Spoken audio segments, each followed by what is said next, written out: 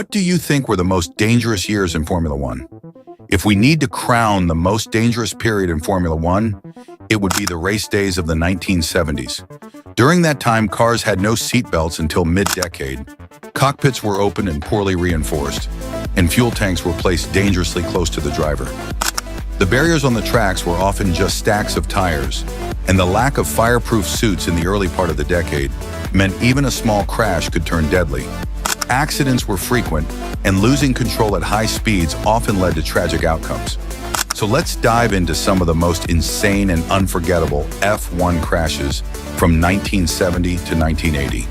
First off, the tragic accident of Jochen Rindt at the 1970 Italian Grand Prix in Monza.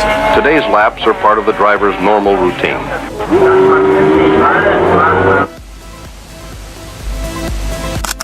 Rindt was having an exceptional season, leading the championship and driving one of the most advanced cars of the time, the Lotus 72. During a practice session, a disaster happened when his car suffered a mechanical failure, most likely a breakage in the front suspension or brake shaft. Rindt lost control of the car at around 150 miles per hour on Monza's high-speed straights. The car veered into the barrier, and in a horrifying twist of fate, the guardrail pierced through the chassis, striking Rindt. At the time, he was not wearing a full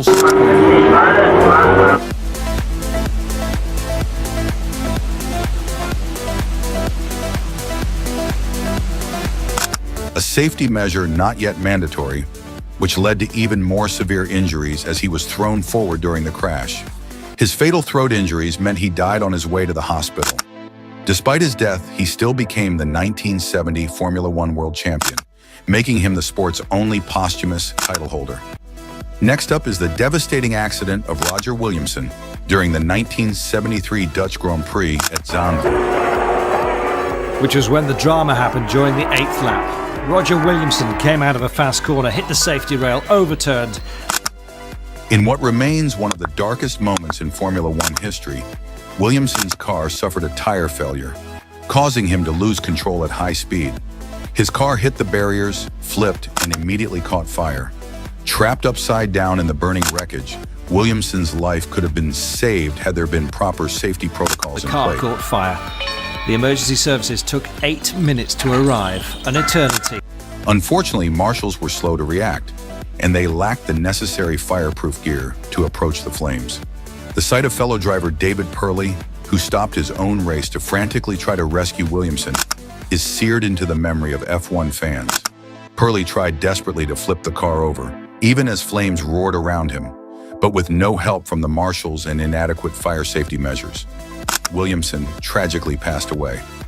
Another serious accident in the 1970s Formula One season occurred during the 1973 U.S. Grand Prix at Watkins Glen, claiming the life of talented driver Francois Sever.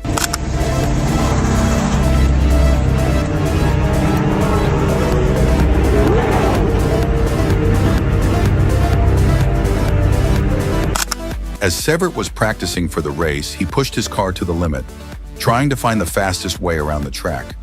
During a high-speed run, he lost control and crashed into the barriers. The force of the impact was immense, and he suffered fatal injuries. This accident shocked the racing world, especially his teammate Jackie Stewart, who was very close to Severt. Stewart was so affected by the loss that he decided to retire from racing right after the incident. The 1976 German Grand Prix at Nürburgring was marked by an even more horrifying event involving Niki Lauda.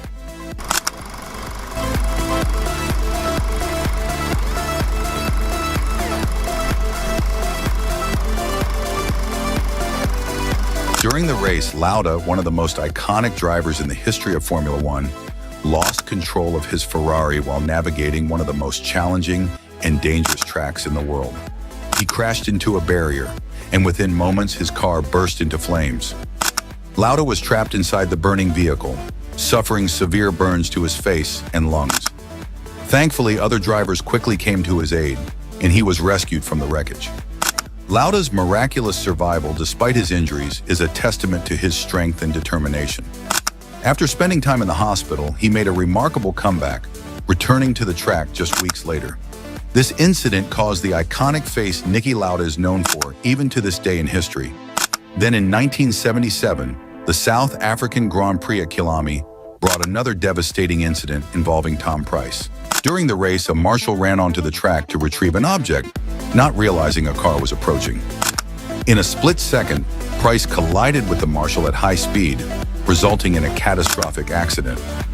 Both Price and the marshal died instantly, and the shocking nature of the crash left the racing community in mourning.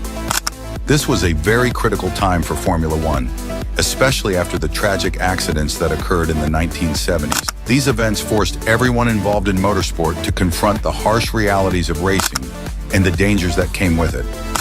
One of the immediate responses to these tragedies was a renewed focus on car design. Before the 1970s, many cars were built with speed as the top priority, often overlooking crucial safety features. Following the incidents, there was a shift in mindset. Engineers and teams began to realize that protecting the driver was just as important as making the car fast.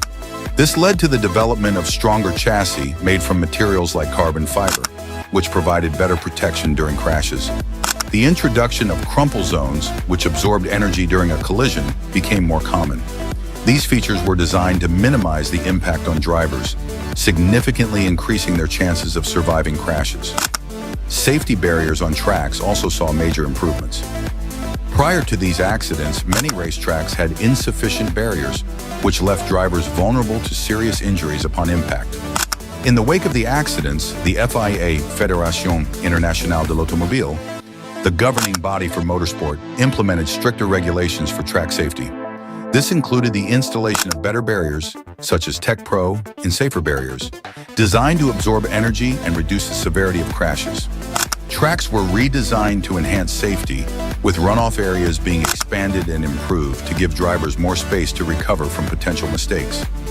Another significant change came in the form of improved fire safety measures. Lauda's horrific experience in the flames of his Ferrari highlighted the need for better fire protection.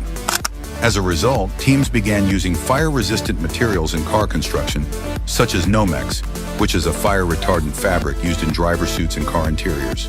It also led to the establishment of medical protocols at racetracks. Formula One started to take the health of drivers more seriously, introducing mandatory medical staff and emergency response teams at every race. The presence of ambulances and trauma teams became standard, ensuring that help was readily available in the event of an accident. The FIA also began to require that tracks have proper medical facilities nearby, allowing for quick and effective treatment of injured drivers. Furthermore, the FIA pushed for a comprehensive review of driver training and safety standards. This included the introduction of safety briefings before races and educating drivers about the risks they faced and how to minimize them. The impact of these changes extended beyond just the immediate safety of drivers. The accidents and their aftermath also influenced the culture of racing. The camaraderie among drivers grew stronger as they realized they were all facing similar dangers on the track. There was a collective push for safety that transcended rivalries, with drivers supporting one another and advocating for better practices. This sense of unity led to a more respectful environment in the sport. Thanks to these changes, modern Formula One is much safer. Cars are now built with stronger materials and smarter designs, and tracks feature better barriers to protect drivers. Medical teams are always on standby, ready to help if needed. This shift not only made racing safer, but also created a strong bond among drivers and teams who recognize the need to look out for each other. Now, we want to hear from you. Which crash from the 1970s do you think had the biggest impact on Formula One safety? Share your thoughts in the comments below. And don't forget to hit like and subscribe for more exciting F1 stories.